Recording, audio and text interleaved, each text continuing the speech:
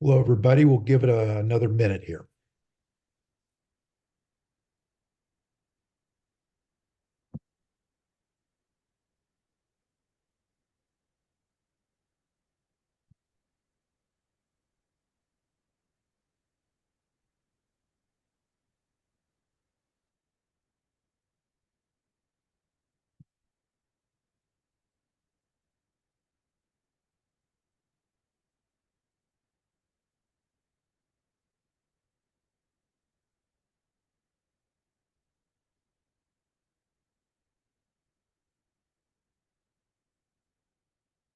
Okay, folks, it's 7:02. I don't think we have a big crowd tonight, but we will we will start this up, and it does get recorded, so we do know a lot of folks watch it from the recording on our YouTube channel. So welcome. This is California District 4's Fall Ball for Blues. This is our first one, October 3rd. As you know, we'll have two more, and those will be in November and December, also on Wednesdays at 7 o'clock. And you can register at the same place on the District 4 website. So the meeting is being recorded and posted on YouTube on our District 4 YouTube channel.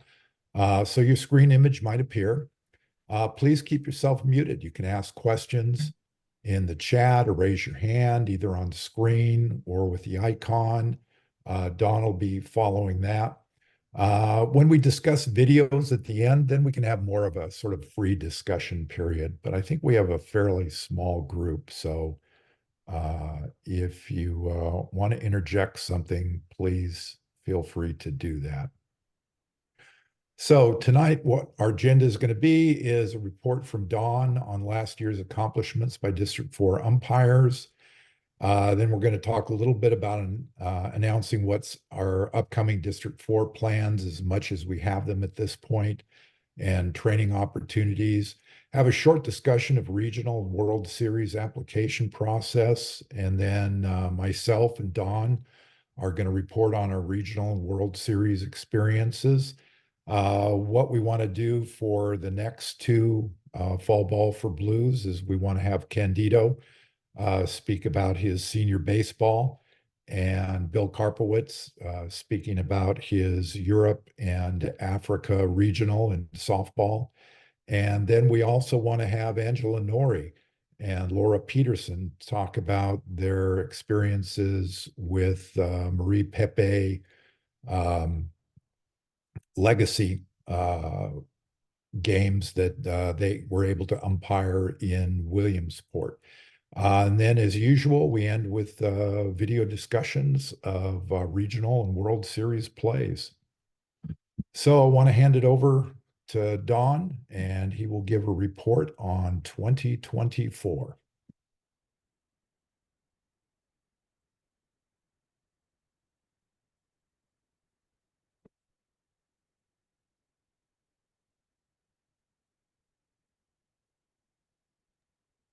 Okay, Jim, thanks. I am trying to figure out, can you guys see?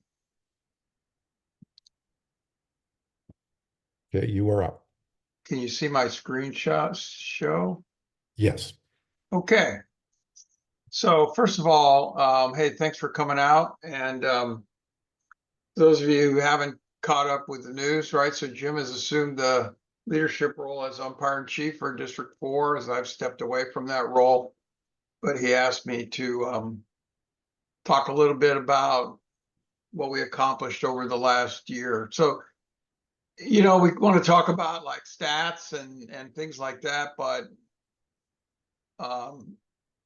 what I would kind of summarize by saying is I really think the district in whole has recovered well from the disruptions during the COVID issues. Overall numbers of players is approaching the kind of levels that we had prior to 2020.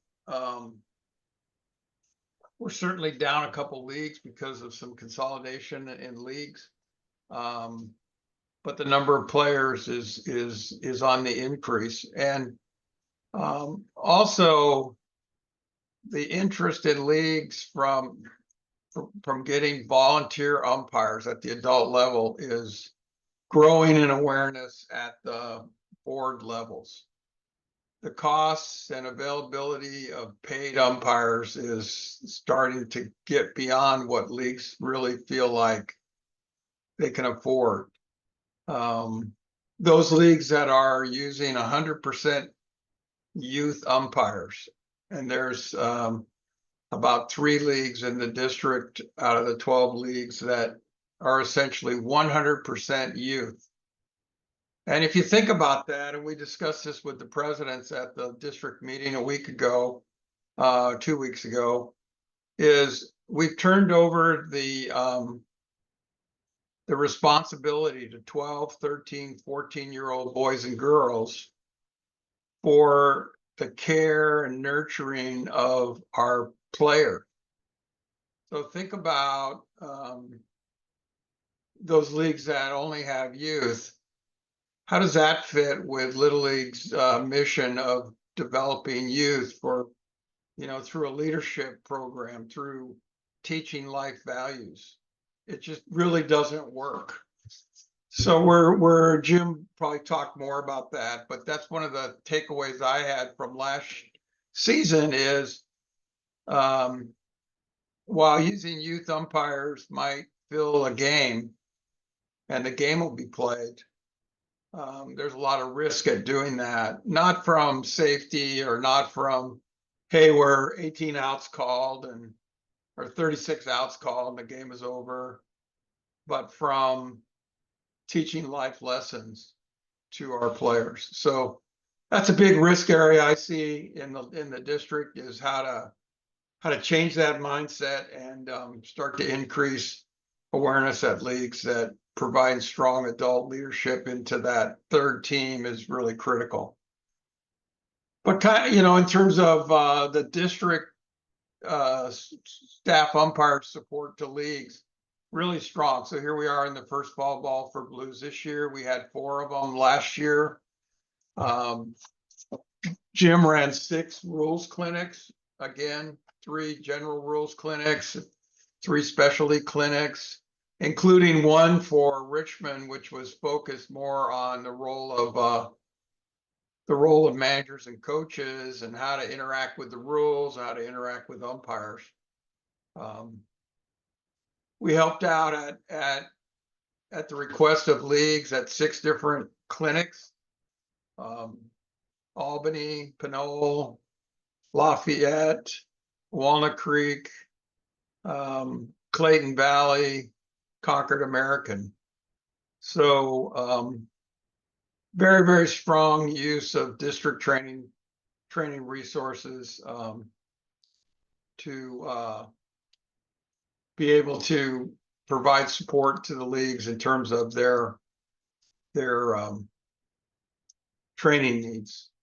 And then we had a 1-day regional outreach clinic with the support of the West Region core umpire training crew and Remy Brown out of California District 12. He's the outreach coordinator for the West. We were able to do this 1-day outreach clinic. We held it at Pinole Hercules. Some of you might have attended. Really focused on basics, but because we had a little bit under 40 participants, we were able to give advanced instruction to those who wanted it, as well as to teach the basics. So a very, very strong clinic. I think Jim will be evaluating whether we're going to try to do that again or not. Switching to the tournament time.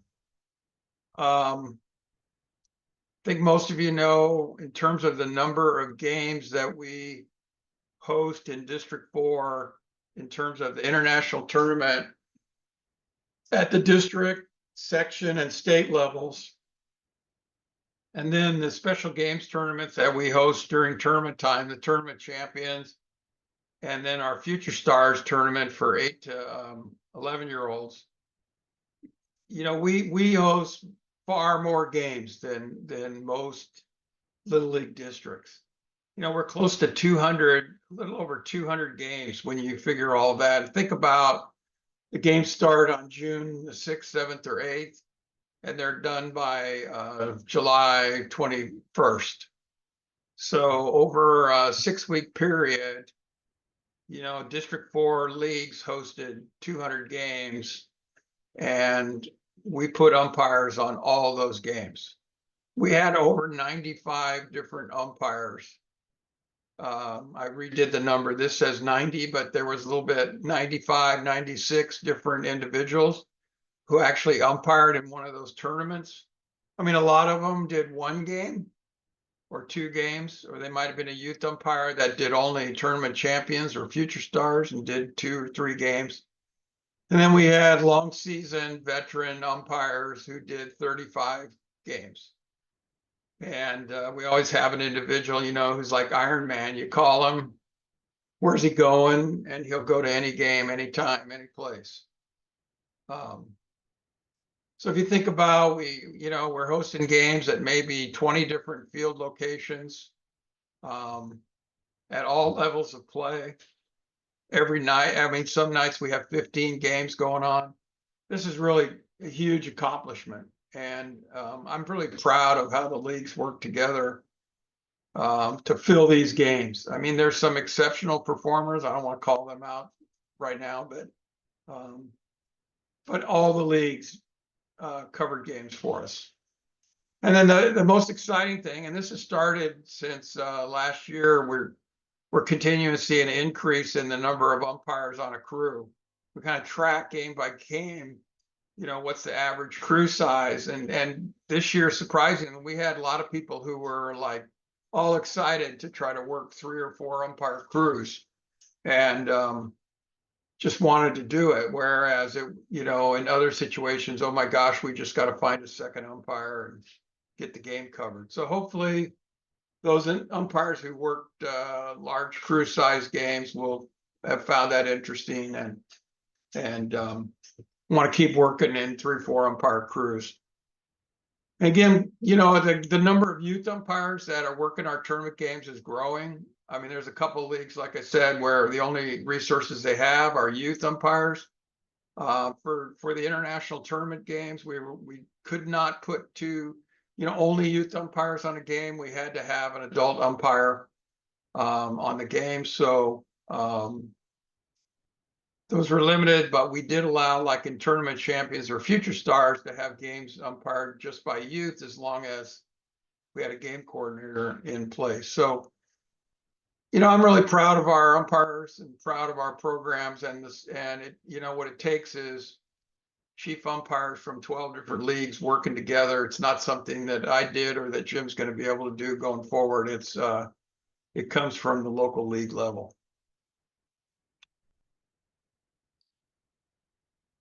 So quickly, Jim kind of mentioned this a little bit, but District 4 umpires went all over the place this year, starting in first weekend in June through early July, late July. And this is just kind of a list, right? But we had 2 go to Williamsport first weekend of June to work in the Rio Pepe Legacy Classic. Pretty exciting for Angela and Laura to go there. I think there were 19 at that tournament. Huge number of the umpires were from the West region, and we had 2 of them. Hopefully we'll get to hear from them at a future fall ball meeting. And Jim got to go to Lower Sussex, Delaware, or Roxana, or wherever it is, and he'll be talking about that experience. Candido stayed close to home for the Senior Baseball West Region Tournament we held in Oakland. And then Bill Karpowitz went to Far Eastern Czech Republic for the Senior League, Junior League Softball Tournament in Europe, Africa. And I got to go to kind of Central Czech Republic for the Junior League Baseball Tournament. I guess what I want to say here is this is 25 straight years, not counting a couple tournament years where participation was limited because of COVID issues. But for 25 straight seasons, we've been fortunate enough to have an umpire selected for a regional or World Series. So hopefully we'll be able to keep that up. We've got some umpires that I think are highly qualified for selections to regional or World Series. We'll see what happens in the next round of selections, but it's pretty exciting to have consistent, long time regional World Series participation. Any questions on any of that? All right, Jim, do you want me to pump ahead and talk about my regional experience, or what would you like me to do at this point? You can do that if you want. Go right ahead. Okay. So I just want to talk briefly about what it was like to go to Europe to umpire in the junior baseball tournament in July. So I left on the 3rd of July and arrived in Prague, Czech Republic. They like to be called Czechia now, but those of us in the West still call them Czech Republic. I arrived on the 4th of July in Prague. It was a state holiday for 3 days, celebrating the burning at the stake of some monks centuries ago who brought Christianity to the Czech Republic, the Czech people. So not much was going on in the town, but I ended up going out to this little town called Shoshin, about 100 miles from Prague, and exciting time. We had 8 umpires, 4 from the Czech. Remember, this is 90-foot baseball, junior baseball, and of the 4 Czech umpires, we had one guy who was an adult volunteer. He's about 40 with 2 little kids, one who played t-ball and a daughter who played softball. He'd never done 90-foot baseball before, but he was a good guy. We had 2 teenagers, age 14 and 17, who'd never done 90-foot baseball before. And we had a 20-year-old who was a really good Czech umpire. We had a guy from France who's very experienced in Europe at all levels of play, all level of their regionals. And lucky for us, 3 from the US. We had myself, we had an individual from Philadelphia, and Jason Koval from San Diego, the district chief umpire down there. All 3 of us from the US were excited to go, although we didn't know what we were getting into. And then to round out the crew, we had a UIC from the Netherlands, a former NATO fighter pilot who lives in Germany so he could get the military base benefits, but he's the Dutch guy. Fred Temples, he's done 3 Little League World Series at all kinds of different levels. So well thought of, experienced, great guy. We had 6 teams. We wanted more, but think about what's going on in Central Europe, the political issues, the economy. It's just very difficult for teams to get organized and get from their home country to the Czech Republic. And all these were Little League teams. But let me just tell you, in Europe, right, what does that mean? That means they have a Little League charter and they play kind of regular season Little League games, but then they have select teams that play in national tournaments all year long. And those were the teams we were seeing. You might call them all-star teams, but they were also national baseball program teams. And I would say the level of play, surprisingly, is about the same as Northern California tournament level. It's really pretty good baseball. This is my crew of 9. And the guy in the middle is Fred, our UIC. We were at this Chochin at the Orly Park, which means Eagles, and in Shoshin. Notice that it says that this baseball softball program started in 1977. So if you think about what was going on in the Czech Republic in 1977, you know, this all started during basically socialist times in the Czech Republic, prior to more democratic government coming in around 1990. So people were pretty much, you know, They were under tight government control, and so the facilities all built by the government, socialist developed athletic facilities. This is kind of what the stadium looked like. This is Orly Stadium, Shoshin. So the CH that you see on the grandstand to the far right is kind of the logo of the club. This is taken looking into the field, the 90-foot fields to the right, the softball field to the left. Yes, it's in left field. So the ground rules are play it as it lies unless the ball goes into the dugout. So that was kind of funky. We had a few situations where balls went into that softball field. You can't really see it. There's a softball field in far right field corner. So grandstands, of course, the grandstands were never filled, but lots of good crowd. To the left, far left over there, you see a little yellow building. That's where the beer and hot dogs were sold during the games. Beer was readily available. It was cheaper than bottled water. And they kept a tab for us and asked us to pay at the end of the tournament, believe it or not, for everything we ate and drank. Kind of cheesy, but hey, that's the way it goes. Out there beyond the center field fence, there's a little ditch where a train goes by. So the trains came by about every 20 minutes and made for an exciting time. You might wonder about the clouds. It looks cloudy, yes, and the field's covered. It rained. On my 2 plate games, it rained both times. During the game, we had lightning suspensions, but it was basically play ball. 3 American umpires, remember. What are we used to in the US with Little League, right? Enforcing safety rules. Well, there's no enforcing safety rules in Europe and when it comes to Little League. This is pretty typical. Notice the guys in the upper left, they're all warming up. They got bats in their hands, they're swinging bats. I think that's one of the Czech teams, perhaps, warming up.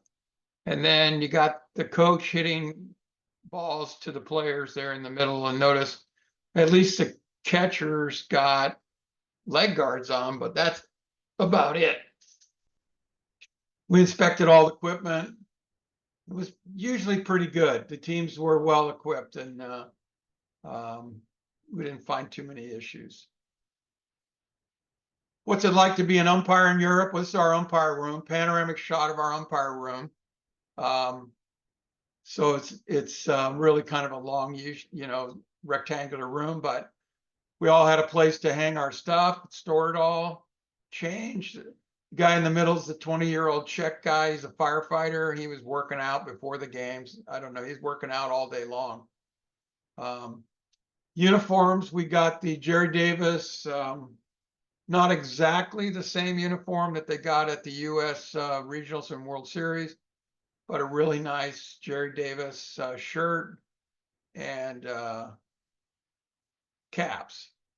So you can see this is a pretty nice place for the umpires to go and hang out.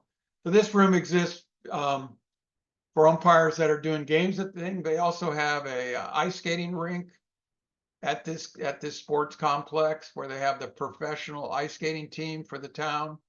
So this facility is used by the ice skating officials when they come to umpire, to referee. You can see we had our plate meetings. Just imagine though, you're having a plate meeting with a guy from Barcelona, a guy from the Netherlands, or the guy from Brno in the Czech Republic, and the guy from Italy. So what was interesting is the Spanish manager who ended up winning the tournament, going to Taylor, Michigan, he was interpreting for the Italian manager. Now, I don't know how that works, but that's what worked out. And the Dutch didn't need any interpretation because they were all drinking, cheering, screaming the whole time, and their managers were highly energized as well. Why would I recommend going on one of these adventures? This is what it's like off time. It's our crew with we had we had the lady in the front on the right is the wife of the guy from Philadelphia. The lady behind is Fred's wife from Germany. This is the rest of us just hanging out. This is pretty typical what dinner cost. That night at dinner, I paid the bill, and with 3 or 4 beers per person and plated dinner, the bill was $230. So exciting. We found little breakfast places in town that could serve us waffles and coffee. And then this is a typical view of the little tiny town square. This town was about 20,000 people. And the upper right is where we stayed. So you have a restaurant and bar on the ground level, and then 4 little apartment buildings, apartment rooms above the bar. Some of the umpires stayed at a school dormitory. I chose to stay at this little Vinarna, but that's a whole nother story. But it's a great experience, right? So here's just some final takeaways. I know I'm taking more than Jim planned, but level of baseball in Europe is really dramatically different than when I was there in 2011. Skill level has grown exponentially.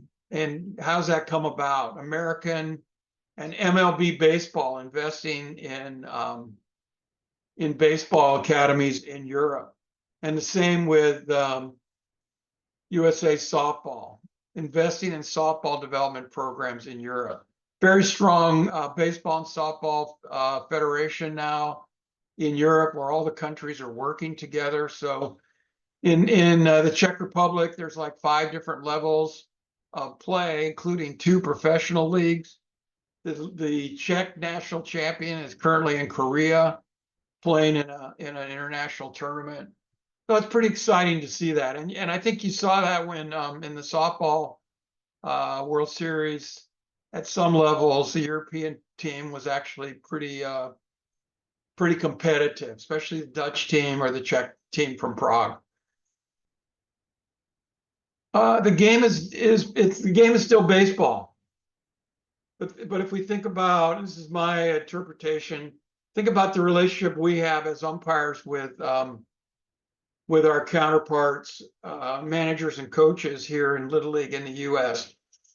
Sometimes we try to take an authoritarian approach because we feel like we know more about the rules than some managers and coaches. We try to tone that down more recent years.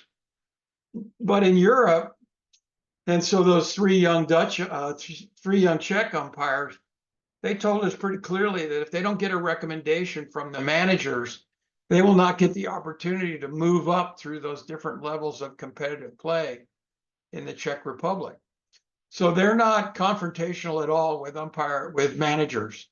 They are pretty complacent. They do kind of what the manager asks them to do.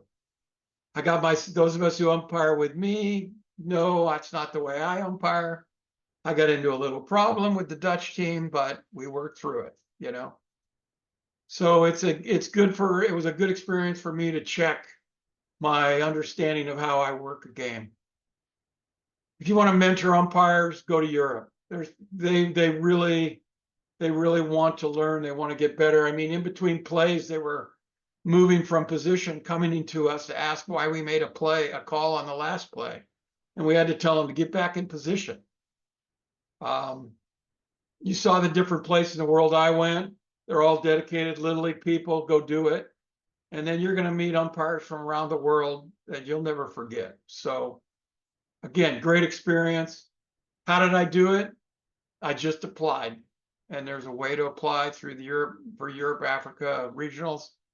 You just do it and let me know you did it. I'll put in a good word for you with the regional director and see if you get picked. All right, Jim. Anybody got questions? Happy to answer them.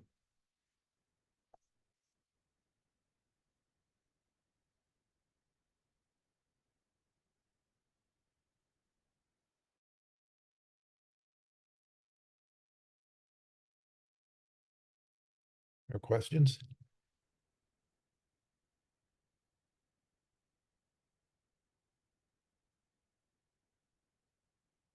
Okay, we'll move on.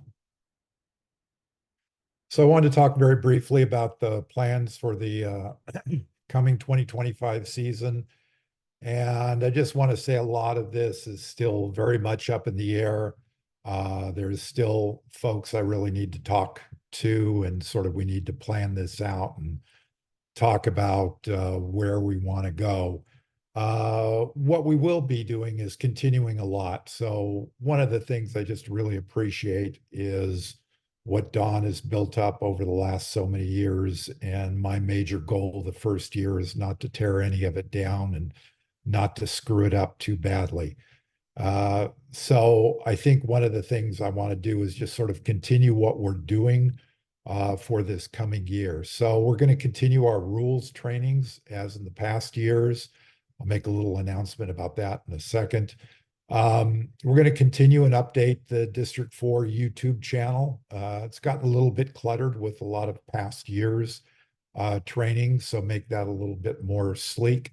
Want to continue and update our umpire mechanics resources on the District 4 and postseason scheduler websites here, especially getting down the standard 4 umpire and 3 umpire mechanics. As Don mentioned, we did a lot more 4 and 3 umpire crews in the postseason, and that's something that I really want to continue. We're also going to continue to provide district umpire staff, help to leagues that request help with mechanics, game management clinics. Don mentioned the one at Richmond, which was their entire coaching and managing staff, and basically talking to them about, how do you approach umpires? How do you approach a game? And, how do you talk to an umpire? All those kind of things. So hope to continue with those, but also the mechanics clinic. So again, we will be going out to various leagues. If they request the help, we will send district staff to go help train their umpires. And this has especially been, our resources have been used a lot with youth umpires at various different leagues. Probably would like to provide the Western Region Outreach Mechanics Clinic again early next year.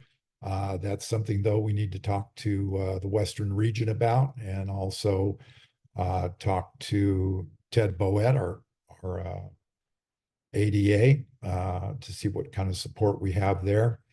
And as I mentioned before, continue those manager and coach trainings. I want to mention a couple of trainings that are coming up. I've already sent out an email that mentioned this. And one of the things that's very important is for us to be trained beyond just within District 4. So if you have any desire to go higher with your umpiring, but also just want to get to be a better umpire, San Bernardino runs the Little League Umpire Academy this year. It's in November, but there's a wait list, and I don't think probably you'd be able to get into that one. But a much more manageable one, and this is one that I've gone to for many years, is the Little League Umpire Mechanics Clinic, and it's 3 days. It starts on a Friday night, all day Saturday, and goes till about noon on Sunday. So you can travel down there on Friday and leave on Sunday and be home Sunday night. This one still has limited spots available. So if you're interested in that, you can go to the umpire registry, and this is just the homepage of the umpire registry. And you can see the different clinics that are mentioned here. Hey, if you want to go to Warner Robins, you can sign up for that one too.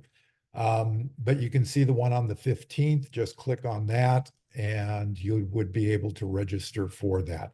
As I've said, in Martinez, there's at least 2 of us going. Our league president has volunteered to pay for our registration, and maybe you can work out a similar deal with your UIC or league president. We're also going to be running those basic rules clinics, and we've already set up the days for this. Don't have to worry about this now, but this will be advertised much more heavily as our season develops. And so these will be held on 4 different Wednesdays.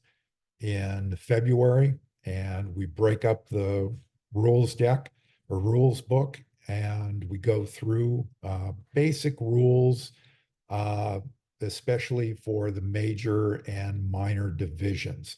And as you know, we also fill this in with a lot of video examples.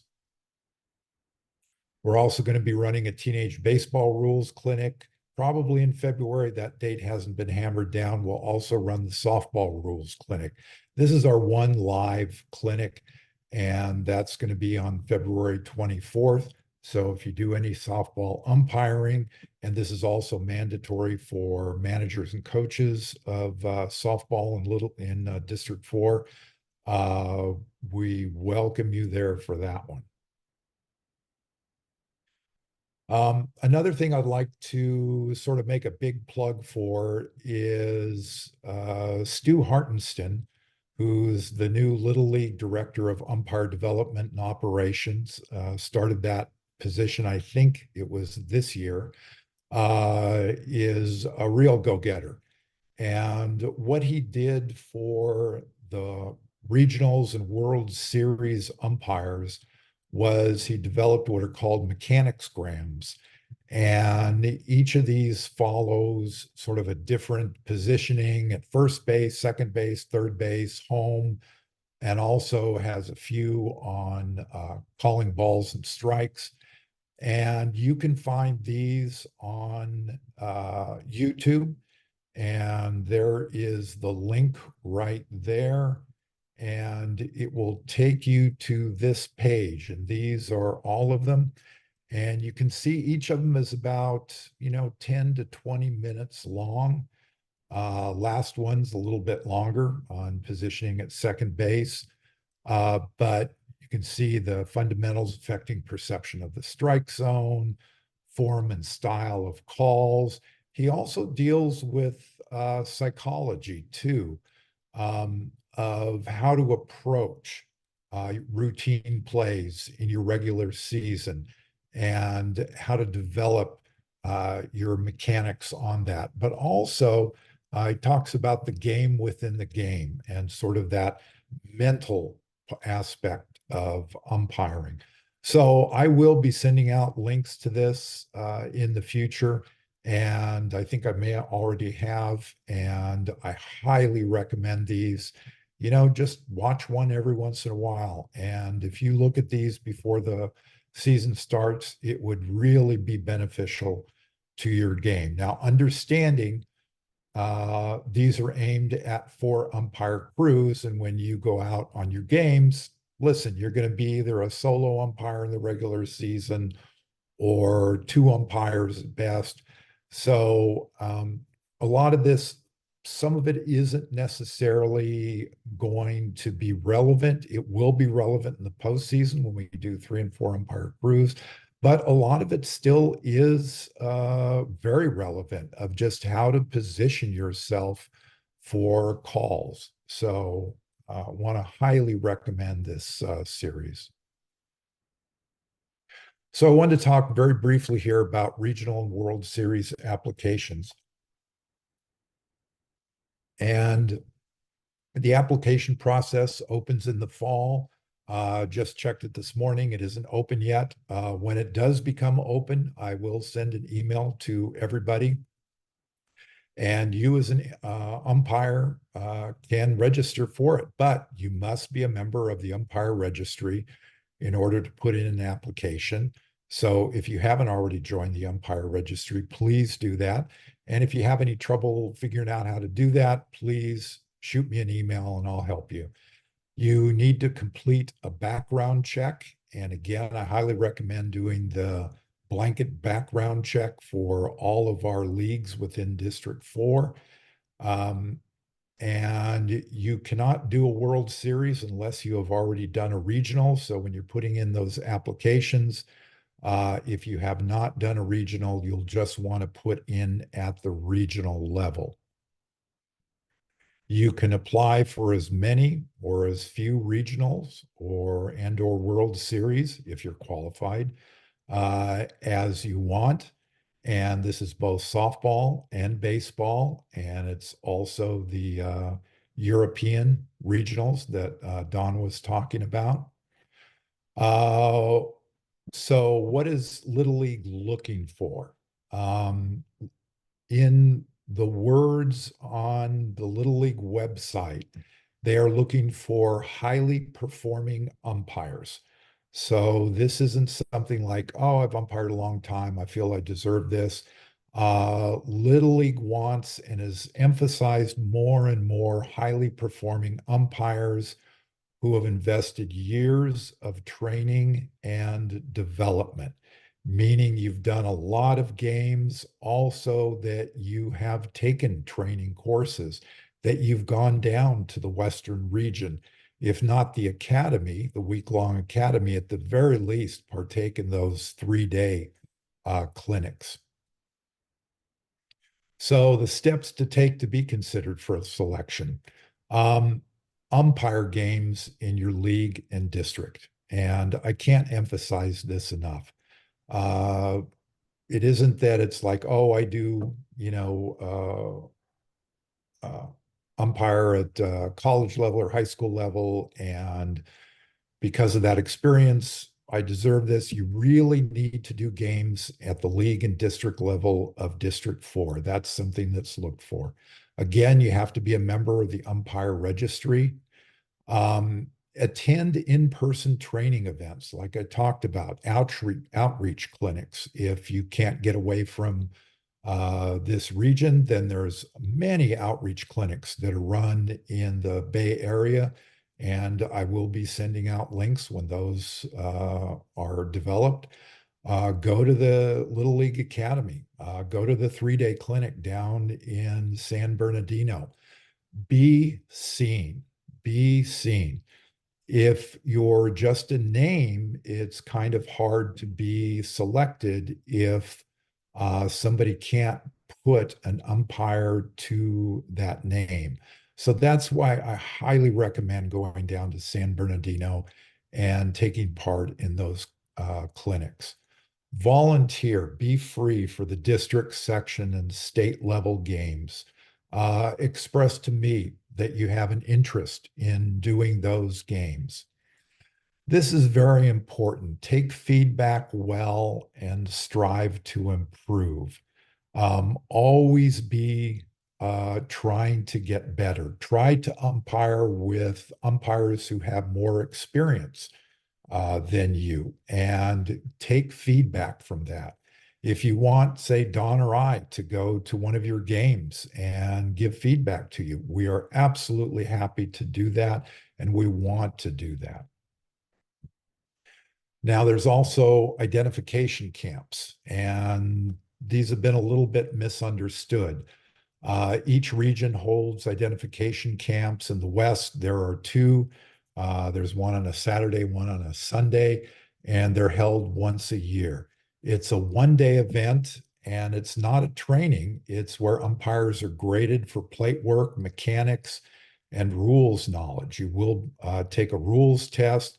You'll go out on the field for umpire mechanics, and you will be behind the plate calling balls and strikes. And you're not going to be getting feedback. You're going to get an evaluator who is watching you and grading you. Now, how do you become eligible for these? Well, to be eligible to register for an ID camp anywhere in the US, and you can go to anywhere in the US to one of these, you need to have done a regional. So at this point, the identification camps are mostly aimed at those who are umpiring at the Little League baseball and softball, the majors level, regional and World Series tournaments. It's not that it's required, but it's kind of more or less required if you want to do one of those tournaments. Now, does that mean, well, I haven't done a regional, I can't do an identification camp? Does that mean I never can do a regional? No, not at all. Chances are you'll probably start off at 50, 70 or junior or senior level, or doing those tournaments in Europe. So camps are not required for umpiring any other level of softball or baseball, or regional or World Series. Uh, if you do ever get invited to one, I would highly recommend that you take the opportunity to go to it. It's a way to be seen, and it's a way to rise up if you are graded highly. If you are invited to one, again, attend and try to be seen at that. This is at the umpire registry, and I just want to point out a few things. Always come here. We have education, mechanics training videos, casebook explanations, videos, webinars, rules, etc. Here's where the tournament application will be. If you clicked on it today, it would say that it's not open yet. If you've done a regional or World Series, this is where you'll find your evaluation reports. You can do the seasonal background check here. And also, if you go there, these are the links to registering for upcoming clinics. So we are kind of blessed here today that we have Dennis Williams, who is the UIC for the Western region. And Dennis, I hope I represented all of this correctly. And do you have anything to add to this? You hit it all right on the head. And thank you, Jim and Dawn, for doing this. This is really good stuff. But no, you hit it right all on the head perfectly. The ID camp isn't a must attend to be selected. It's a very highly recommended to attend to be selected for the Little League division, as you said. But I will say this: there is some things in the works for one of the things that we've talked about over the course of the year is, and we've heard from other umpires, is what if I haven't done a regional yet? What's my path? So I would say be on the lookout in 2025. We're looking at potentially having ID camps for those who have never done a regional. It's just another way for them to be seen. As you said, be seen. So it'll be another way for them to be seen, another way to get looked at. So that's really all I have to add to it. It's just something that we're looking at for next year, and hopefully it happens. So a lot of changes coming, a lot of things happening. As Jim said, Little League is looking for really high quality ball and strike umpires. Um, when you get to a World Series level or a Little League regional level, Little League division regional level, they can fix a lot of the mistakes on the bases with replay. And so if you really want to hone in on a good ball and strike umpire. So, but no, thank you, Jim. I appreciate it, and this is good stuff. Okay, thank you. Anybody have questions for Dennis?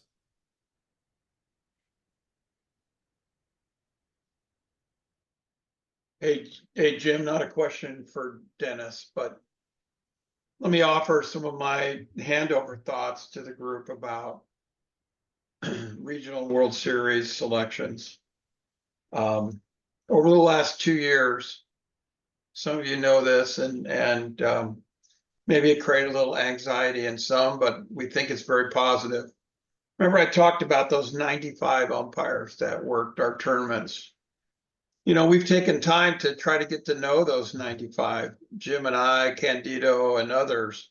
Reality is, just like the ID camps, hey, if they didn't come to a clinic and they had a name badge on, or we didn't work a game with them, it's really hard to know who they are. But given what we know, we've looked at those 90 or so. And so there might be 20 in the district that we think are either currently qualified to be selected to a regional, or who should seriously consider, if that's what their goal is, to put in the effort for consistent training and development to be selected to a regional. Now, in the old days, right, being selected to a regional, then you got to carry around a big medal and say, oh yeah, cool, I got selected to a regional, look at me. Um, that's not really what it's about, right? Think about what your personal goals are. If your personal goals are to get to be a better umpire and you want to experience umpiring at different places with different levels of play, Little League offers that, and the regional is a great way to do that. Whatever regional you go to. I know some would say, why would I want to go to Tucson when it's 115 degrees in the middle of July, to do junior softball? Or, why would I go to Oakland, for example? But those are the opportunities. If your personal goal is to have new and better and greater experiences, think about what Jim has laid out here as the path to a regional. And as I said, we know there are umpires in District 4 who are currently ready to be selected. Doesn't mean they get selected, but based upon what we've seen at other regionals, we know that their current skill levels are equal to those. And it's just a matter of whether you, as the umpire, want to aspire to get selected to a regional. So kind of a long discussion, but if you have any questions about what it takes and what it means, talk to Jim or talk to anybody else who's, been to a regional, and we'll try to help you with what the opportunity looks like. Okay. So we had Don's talk. Now I'm going to be kind of brief about this. I had the wonderful opportunity this year to be selected for the Senior Softball World Series in Roxana, Delaware. It's sort of interesting if you look at District 4 and in terms of softball, where we are invited at the World Series level. So Mark Oda, Chris Ortiz, Ted Boett, I think maybe a few others have done the Little League World Series. And one of the series that we seem never to be invited to is the Junior World Series. But in terms of the Senior Softball World Series, we have a whole string of umpires who have been invited there from District 4. Myself, Ed Newbegin, Corey Dolph, Bill Hubasek, John Fink, Dennis Cusick went as District 6, but he had just left District 4. And I think there's been maybe even a couple others prior to us. So Senior Softball World Series in Delaware is very reachable for District 4 umpires. So Don showed some slides, and I wanted to start off with this because when you're selected for a regional or a World Series, it isn't that that experience begins when you take the field at that World Series or at that regional, or you show up there. It really starts at the very beginning of the season, because what you're going to do is spend about 6 months working your butt off to really try to hone your skill down and to be completely set for that tournament. So what you end up doing is you call up somebody else and say, hey, do you want to travel out to Pinole, even though it's raining and cold as hell, and do a really crappy softball game with me? And you start doing as many games as you can. And all those games, you treat them as if they're the World Series. You keep working as hard as you can, and you develop those muscle memories. And you do the 2 umpire cruise, and you have post games. You sit around after the game and you talk with your partner about how that game went. You do your pre-games. You try to get as many 4 umpire crews as you can. This was, I think, junior baseball. And you do your pre-games. And then after the game, you sit out there and you do your post games and you dissect things and you welcome all of your crew talking to you about what you did. Why did you move in that certain position on that call? Do you think you had the best position there? Um, and you just work and keep working at it. And then, you're going in the senior softball World Series and you do 8-10 softball because you can always get something from a game and you can always work on something. So, one of the things that we will do in District 4, if any of you get a World Series or regional, is we will work with you. We will start doing games with you. And by May, we will try to get you in as many 4-umpire crews as we can to start having you train for that kind of level. And then you go out of district. This was Sacramento. I went there for the junior uh, state tournament. And I went out there 4 straight days in 100 to 110-degree weather. But you put in those games, you do games with other umpires who either have World Series or regional experience or who are going to regionals, the 2 guys on the ends there.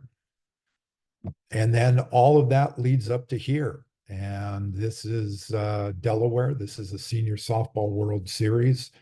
And it is just very natural. You can see that camera pointing at me. I actually had no conception that there were cameras on that field. Yeah, you do know that you're going to have video challenges and there are cameras and, you want to not scratch your rear end and stuff like that. But you really don't think about that because you've done so many games. You're just starting. It's a game. It's a very high level game and very competitive game, but that's what it is.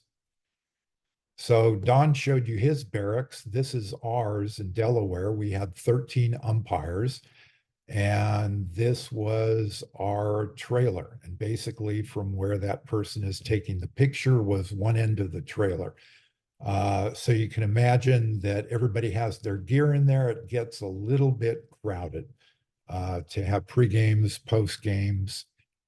But you need those trailers because it's air conditioned. And it got very hot in Delaware. There were a few days where the heat index got to over 120, and I think we topped out at a heat index of 125. They do not consider postponing games for that. We had games delayed because of lightning, but never because of heat. So you want that air-conditioned trailer. And you get taken out to the field on a cart. And that's Lisa driving, and she is a mad woman. And you just kind of pray that everybody's still on the cart at the end of this journey and she doesn't hit anybody. But that was after one of my plate games, and you can see that smile on my face. It was just such a wonderful experience. And this is our crew for the final game. I was U3, and you can see at least the 2 of us on the end there, big old smiles because we're just so happy to be there and so happy to be on the final game. Just want to tell maybe a couple little quick stories. One is this, and Don talked about the Dutch. This is the Netherlands is playing Canada here. And you can see that I'm plate umpire and I am not the tallest one out there. This manager is actually taller than me. And this is before the game has even started. He has gone out and, warm-up pitches are being taken right before the game starts. And he tells me that he believes Canada is cheating and that they are using sticky substance on rags, and that he will raise this issue at some point. And do I want to deal with it now, or will he have to come out after the game has started? Now, to back up a little bit, Canada actually had approached us before the game with one of their rags, which is a golf towel, which is completely sticky, and said, is this all right for our pitcher to have in her back pocket? I touched it and immediately my hands were sticky and I had to wipe it off on grass, and I still couldn't get that stickiness off my hands. And we said, absolutely no, your pitchers cannot use this. So their pitcher was so used to using that rag that she needed something. So she put a paper towel in her back pocket. So this is the Dutch umpire telling me that he knows that that rag in her back pocket is actually has sticky substance on it. So after the ball was thrown down, I went out to the pitcher and I apologized and I said, I'm sorry, I'm going to have to check what's in your back pocket there. And she took it out and it was just a paper towel with nothing on it. So we went about the game and nothing else happened with that after that. This is that same game, and the Dutch fans are pretty wild. And this is something I didn't even realize had happened at the time. But I'm going to show you a video here. I'm going to get hit by a pitch that the catcher whiffs on it. It hits me in the mask. And I sort of did a little check of myself to make sure I was all right. None of my other umpires came down to check on me. But as I'm doing this, I want you to listen to the video in the background, and you're actually going to hear my name chanted by these crazy Dutch fans. Snowboard, you might want to spend some time in warm weather. Ooh, that's fun. Our home plate umpire, Jim Rose in the mask. He's giving a thumbs up that he's fine. The snowboard, you might want to spend some time in warm weather. Ooh. And then they turned it into a kind of chant. Giving a thumbs up that he's fine.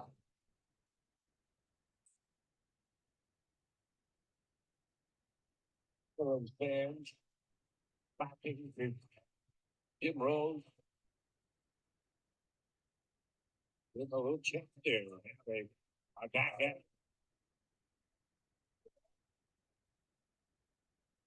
They have been so much fun. There's a strike on the outside court.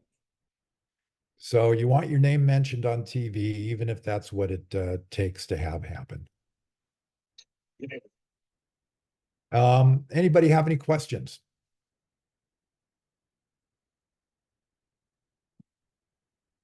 Okay. So listen, what we're going to do is we're going to go through some videos. And these are videos from regional World Series that I collected. And the purpose of these is simply to learn from the good, the bad, and the ugly, and to emphasize we all make mistakes, and we're not picking on any umpire. We're not being openly criticizing of an umpire, because I could show you a huge mistake I made at my World Series, but I won't because I control the videos here. So we're not going to get personal at all, and it's to emphasize what was done right and what could have been done better. So these are somewhat random, and some of them revolve around rules issues. So let's start this up. So we're going to watch it, and then you folks just make comments about it. So please feel free to unmute yourselves. There's not a lot of us here, so let's just have a free floating discussion of this. This is the Northwest Championship game in San Bernardino this year. And this will play a couple, maybe even 3 times. So see what happens. So the situation is we have runners at first and second, and we have no outs.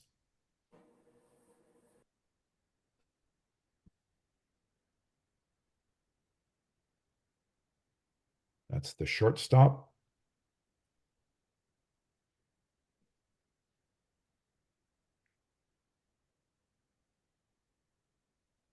Kid's trying to get as many outs as he can.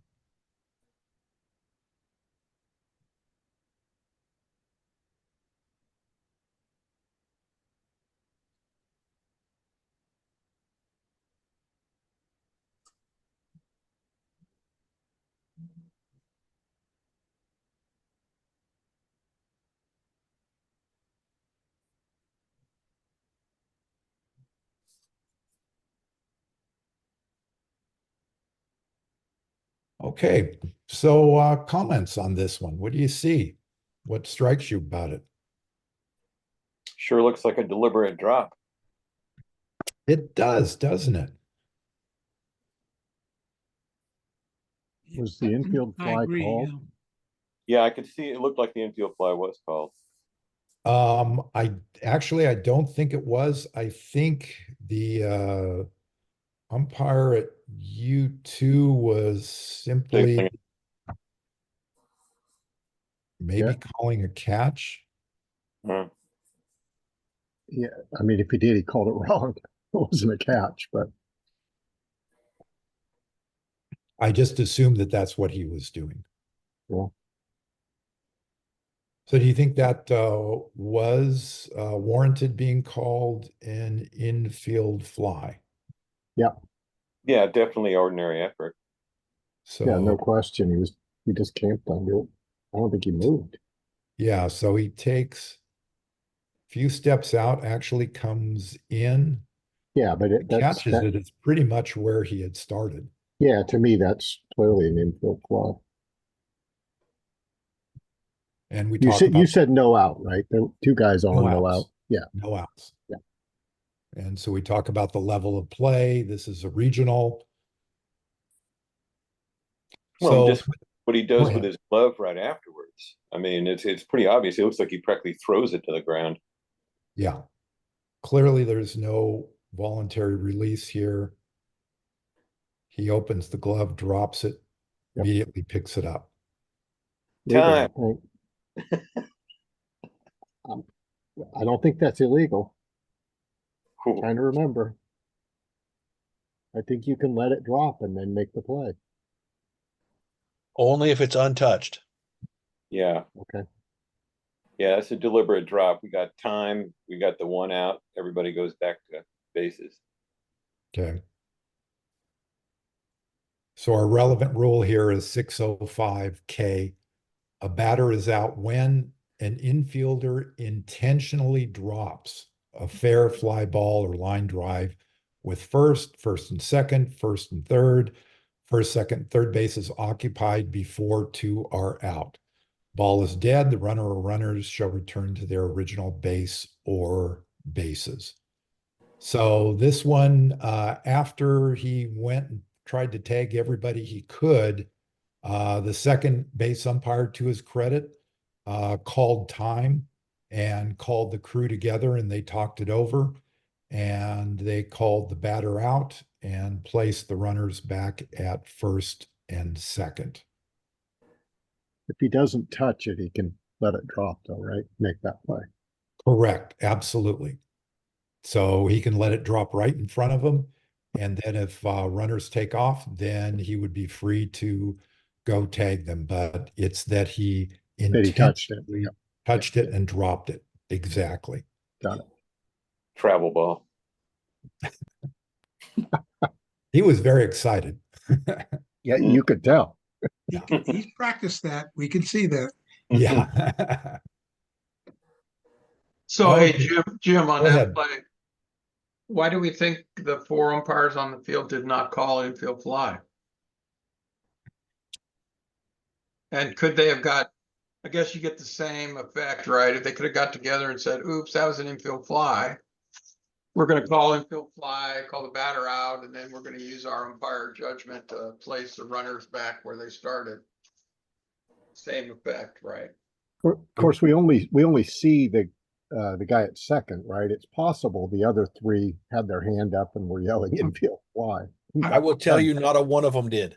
I will tell Okay. you, not a one of There them you did. go. Okay. I'll tell you, with four-man crews on small diamond, there's so much confusion about balls that are, could be called by one or two umpires, and ends up nobody calls it because they're looking at the other guy. Yeah. But Even when you call it, managers claim they haven't heard it. So it kind of, Oh God. I guess Anybody who's heard me make a call of any kind on the field and then claims they couldn't hear me, they're deaf. They got to get checked. Yeah, ask my kids. Yes, exactly. Well, so Jim, can I say something here Oh, absolutely. real quick? So here's the thing on that play. If you just are calling the infield fly and not the intentional drop, now they do have 2 outs and potentially 3 because you saw the shortstop tag their R2 and then he went over and tagged R1 that was halfway between. Correct. But because you enforce the intentional drop, now it's an immediate it's time is called and those runners are placed back at the time of pitch. So there's a whole thing here with this where you have to know what rule to apply. And that's what's so important about getting in the book and going to the rules clinics and being part of the rules clinics that Jim puts on, because if you don't apply it correctly, you have a protestable situation on your hands potentially. So you have to know what to say to the manager because the manager is going to come out and he's going to want at least one of those outs, if not both of those outs, or all three as an infield fly and 2 tag outs and a triple play potentially. Mhm. And how do you get yourself out of that situation is by knowing the rules and how you explain it to the coach. Yes. What rule do we apply here? And we apply the 605 of intentionally drop ball. Mhm. So thank you.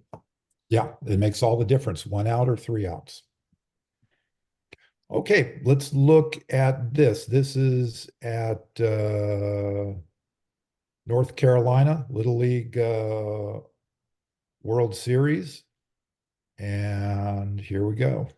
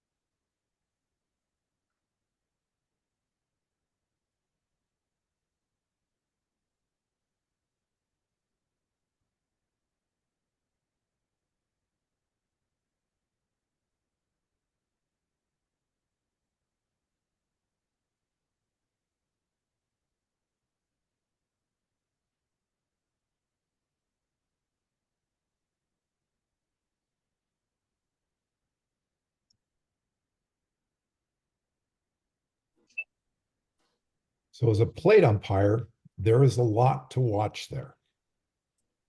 What do you folks have? Looked like it hit the top of her foot in the box. Touch batted ball. And when you say in the box, Yeah, she's still. It looks like she still was. That foot was still in the batter's box. I agree with I that. thought, Yeah. I thought it was out, but yeah. Yeah. so you Well, have the foot hasn't come down yet in fair ground there. So You see I it. think it's going to Oh, be a foul ball. oh yeah, yeah. Well, you see now they put my oh, glass. that back foot is back. down. That This foot is one down, but and the is front see, one is there. out of Yeah, the box. I think it's not quite in contact with the ground yet Yeah. Yep. So Yeah. is that considered in the box?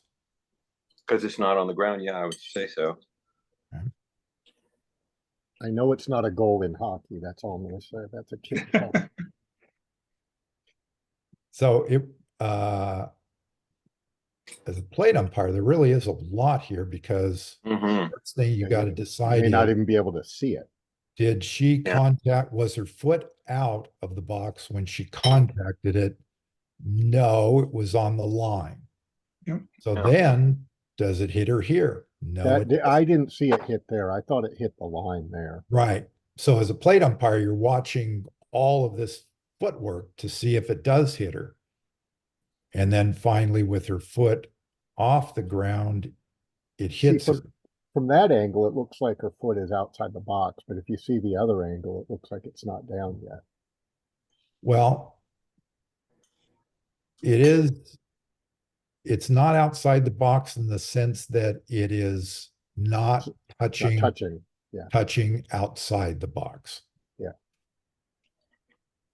So what is your call here?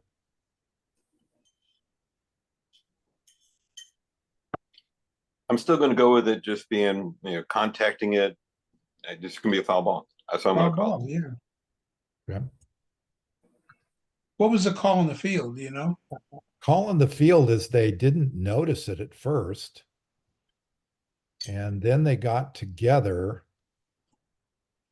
And then I don't know quite how they ruled, but what does 605 F tell us? A batter is out when a fair ball touches said batter before touching a fielder. So we have a fair ball, and it was a fair ball, right? Mhm. Touches said batter? Yes. Before touching a fielder? Yes. So an exact interpretation of that rule, literal, is that the batter should be out. But this is from the rim. When this happens, it almost always as a batter leaves the batter's box. Make sure the batter is entirely out of the batter's box Yeah.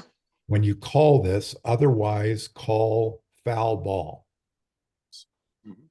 This So is this kind would this take is an both feet interesting out. one because if you Yeah. look on if you look through a lot of calls, even Major League Baseball, you get inconsistent application of this.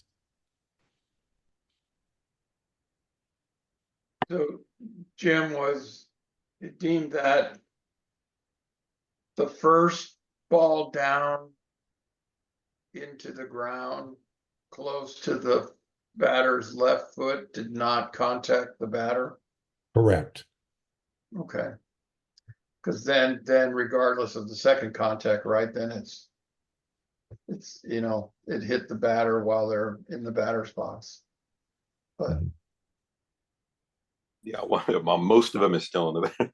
Yeah, a lot of them was, yeah. Well, Yeah. their back foot was still down. I mean, I think they're still in the batter's box until both feet are out. Yeah. I'll So die on that. Bill. what we make sure is that neither foot is out of the batter's box touching the ground. So if the foot is up in the air, that's still considered in the batter's box. It hasn't come down yet. Hasn't touched, right? So if you think about this play, it would have made all the difference if right there as her foot hits, now it touches her. Yeah. Then you have something completely different. Yeah.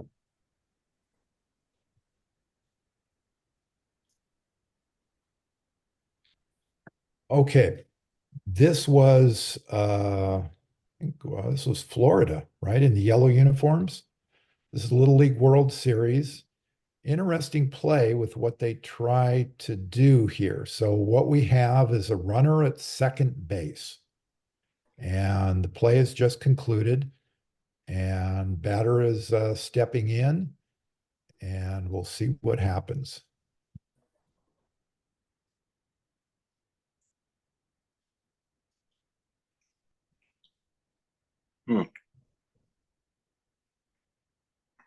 Can you do that?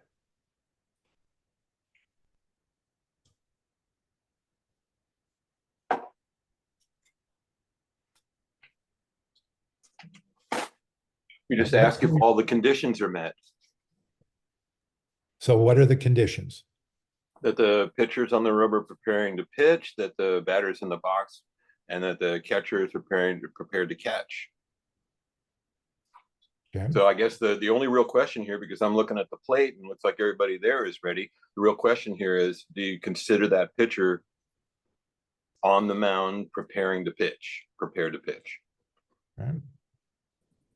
I don't believe the rule requires the batter to be in the box, right? It only requires the pitcher to be in contact and the catcher down ready to receive a pitch. Okay, He's yeah. already off the base in that picture.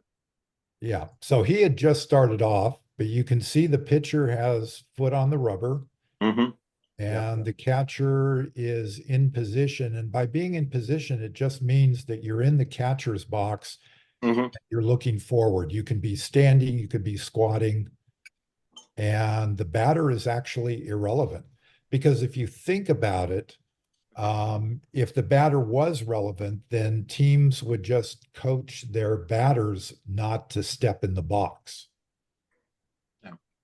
So that their players could get away with this. So this is 713. And we usually think about this rule when we think about leaving early. And that is what it is. And technically, what did he do? He left early. When a pitcher is in contact with the pitcher's plate and in possession of the ball, and the catcher is in the catcher's box, ready to receive delivery of the ball, meaning all they have to be doing is facing the pitcher. Base runners shall not leave their bases until the ball has been delivered and has reached the batter. Yeah. That's why I love softball. Exactly. You're out. Crap never happens. So this is a similar one, and this was also at the Hey, World. Jim, Go ahead. can you go back? I want to point Sure. out something. The video. Yeah. What do you Stop mean? right there. So take a look at you three. I don't know who this is. Might be a crew chief. Who knows? That's Debilak. Look, where's the ball? Pitcher has the ball. What is Where's that? he looking? What's that third base umpire doing? Where is the ball? That's what I'm trying to figure out. So the pitcher has the Pitcher ball. has it. The crew chief here on this game is at the plate. He's the plate umpire. Yeah, it doesn't matter. I was just kidding. I was just kidding. Yeah, I'm just trying to say, look at what is, remember, we want to be chest of ball, right? We want to know Yeah. status of the ball at all times, right? So he's casually returning to his starting position. And now play develops immediately. So we just, again, you know, a set of eyes on what the play is, because now all of a sudden he's a bit surprised. Yeah. Whoa. Now what do I have to do? I have to react to something that I didn't anticipate. Does a pretty good job, but he's nowhere close. Look where the play is. He's nowhere close to seeing the play, right? He kind of continues a bit, but so I just want to point out again, right? Hey, you know, we got to stay active. We got to be no status of the ball. Again, not criticism of this umpire. It's a kind of unusual play, right? Yeah.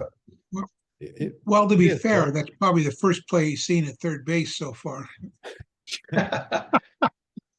But you know what Don is saying here is, say that throw from the pitcher was a little bit earlier, say the tag is being applied right here, he's going to pretty much be straight lined with that. So And he doesn't have any help from anybody else. Yeah. yeah. Okay, so this one is a variation of that one.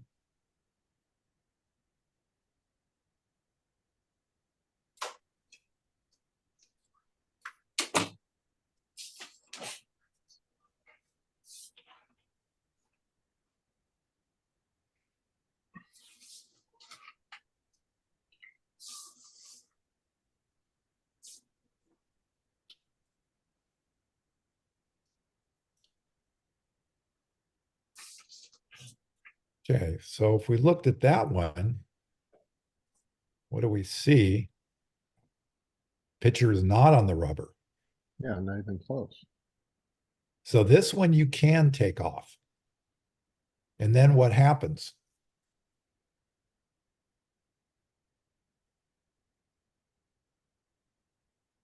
Oh,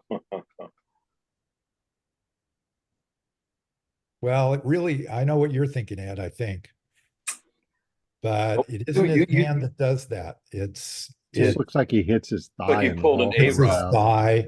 Or his knee, yeah, something knocked the ball out. Ball is already well out by that point.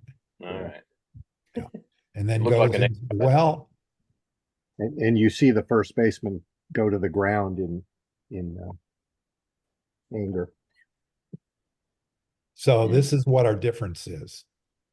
The catcher is not in the catcher's box. The pitcher is not on the rubber. Batter doesn't matter. And so that runner can take off. Yeah. Where do you place that runner? Did that ball end up going out of play? Yeah, It did. went out It of went play. into the dugout. I think he just gets second, right? Because the base he last made it to safely was first. A ball out of play is a two-base award, isn't it? I thought it was one. Well, what if that were a pitched ball? That'd be a one base. One base award. And what is a thrown ball? Two bases. Okay. Was that a thrown ball? No, Like Yeah. one to me. no, he had it in his glove. It got dislodged. I mean, it was thrown to make the play. Right. But was it a throw It wasn't a throw that that went went out of errant. play? Oh, No, Okay. it wasn't a throw. It was a tag attempt. Yeah, the ball got in the glove. It Yeah. just got dislodged. He's just making a tag attempt. So that's like any other play where a tag attempt is made and then the ball goes out of play. Please tell me what rule gives you the base award on this one. I can't find it. Well, Yeah, I think they gave him two bases at the game. Gave him two bases, but again, what would you There's no base rule that for on? that. There is no well, rule for that. hold on. A thrown ball. It was an unsecured ball. It was, it was released. So why isn't it a thrown ball, two base award? It was It's a secured. secured ball. That It is was not definitely a He has catch. possession of It's the an It ball. is involuntary- absolutely a catch. It's an involuntary release. It's a tag attempt. Yeah, An involuntary release. Yeah, but an involuntary release, I'm with you, Stephen, on that. Same as Involuntary release, if he not had tried to catch it near a fence and it went out of his glove and went out of play. Yep.